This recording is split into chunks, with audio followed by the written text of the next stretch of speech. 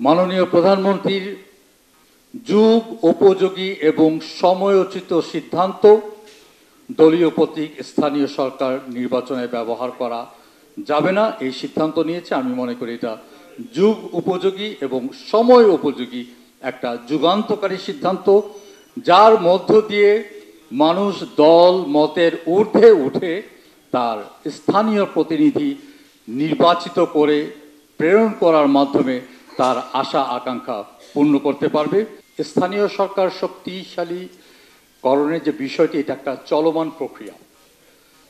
এটা একসময় কি ছিল, বিগত সময়ে, বর্তমানে কি আছে, আমরা কি অভিষ্ট লক্ষ্যে পৌঁছতে পেরেছি, সে বিষয়ে আমরা অবশ্যই বলবো যে আমাদের আরও অনেক দূর যেতে হবে এবং এটা একটা চলমান প্রক্রিয়া। আমরা শতকরা 100% পারফেক্ট কোনো সময় হয়েছে কিংবা এখন আছে এটা বলার কোনো সুযোগ নেই, কিন্তু আমরা কোথা থেকে কোথায় আসলাম সেটা যদি আমরা একটু বিগত দিনগুলোতে একটু দেখি, তাহলে আপনারা দেখতে পাবেন।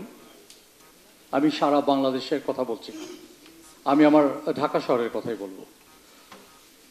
75 পরবর্তী যে স্বৈরশাসনের সূচনা হয়েছিল, সেই সময় ঢাকা সিটি কর্পোরেশনের কথা আমি স্পেসিফিকভাবে বলতে চাই। সেখানে স্থানীয় সরকারের একটি অংশ হিসেবে এই পৌরসভা, পরবর্তীতে এটা আপনার সিটি কর্পোরেশনে, মিউনিসিপ্যাল কর্পোরেশনের উন্নতি হয়, তারপর সিটি কর্পোরেশন। তো সেই সময়ের অবস্থাটা কি ছিল?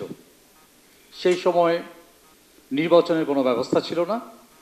সেখানে মনোনীত ব্যক্তিবর্গকে মেয়র হিসেবে মনোনয়ন দেওয়া হতো এবং যাকে মনোনয়ন দেওয়া হতো তাকে তিনি দায়িত্ব পালন করতেন।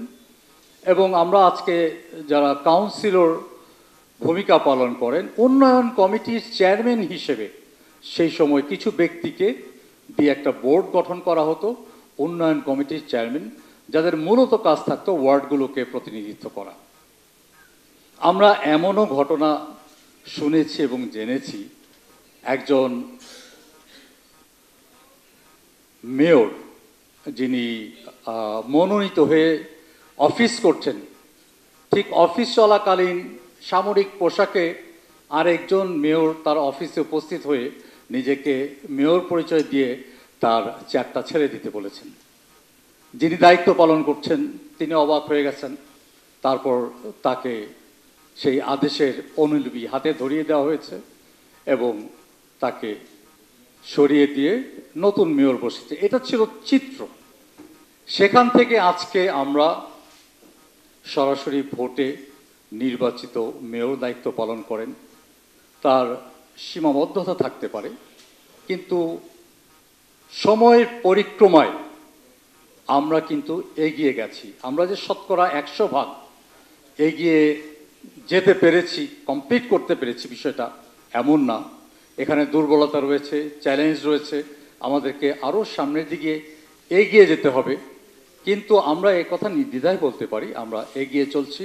আমাদের মাননীয় প্রধানমন্ত্রী, আমাদের প্রিয় নেত্রী শেখ হাসিনার নেতৃত্বে আমরা এগিয়ে চলছি এবং মাননীয় প্রধানমন্ত্রী স্থানীয় সরকারকে শক্তিশালী করার ব্যাপারে সবসময় তিনি সচেষ্ট ছিলেন এবং তিনি করে চলেছেন।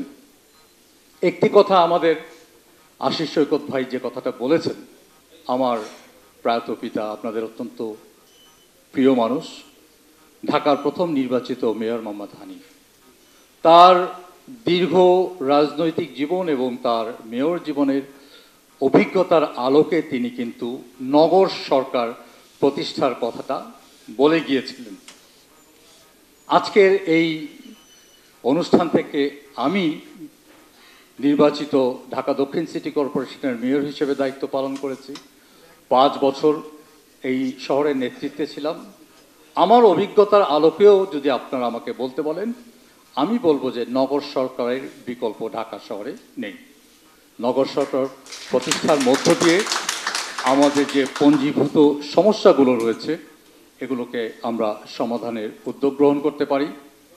এবং পৃথিবীর বিভিন্ন দেশে যে কেন্দ্রীয় সরকার রয়েছে, কেন্দ্রীয় সরকার সাধারণত বৈদেশিক সম্পর্ক, অর্থনীতি কিংবা ডিফেন্স এবং আর দু একটি মন্ত্রণালয়ের মধ্যেই সীমাবদ্ধ থাকে। বাকিগুলো কিন্তু স্থানীয় সরকার যে বিভাগ থাকে তারাই দেখে থাকে। সুতরাং দেশ এগিয়ে চলছে, আমরা একটা স্মার্ট বাংলাদেশের স্বপ্নের দিকে এগিয়ে যাচ্ছি।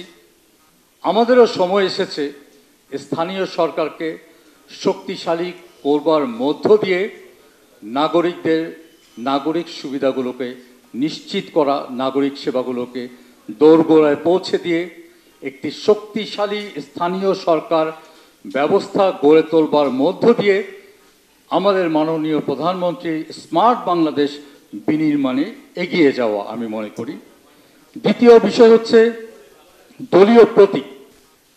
মাননীয় প্রধানমন্ত্রীর যুগ উপযোগী এবং সময়োচিত সিদ্ধান্ত দলীয় প্রতীক স্থানীয় সরকার নির্বাচনে ব্যবহার করা যাবে না, এই সিদ্ধান্ত নিয়েছে। আমি মনে করি এটা যুগ উপযোগী এবং সময় উপযোগী একটা যুগান্তকারী সিদ্ধান্ত, যার মধ্য দিয়ে মানুষ দল মতের ঊর্ধ্বে উঠে তার স্থানীয় প্রতিনিধি নির্বাচিত করে প্রেরণ করার মাধ্যমে তার আশা আকাঙ্ক্ষা পূর্ণ করতে পারবে।